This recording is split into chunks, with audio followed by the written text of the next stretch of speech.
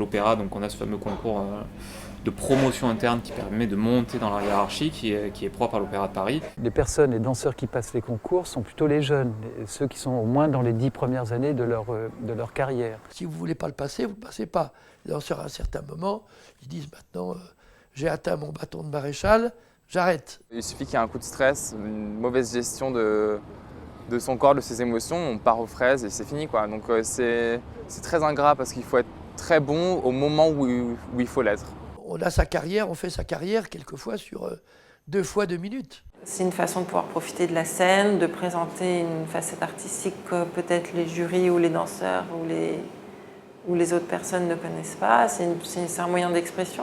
Avec la fatigue et la pression qui monte, on a tendance à être tous plus vulnérables. On est livré à nous-mêmes, on doit trouver un studio, on se lève souvent très très tôt pour avoir un studio. Ça arrivait qu'effectivement on se blesse et qu'on continue à travailler parce qu'il y avait le concours qui arrivait et qu'on ne voulait pas le louper.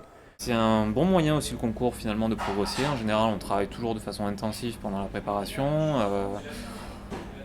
plus que d'habitude. Donc on apprend des choses pendant la préparation d'un concours. Je fais un travail de projection, c'est-à-dire que je ferme les yeux et je m'imagine en train de danser la variation telle que j'aimerais le faire.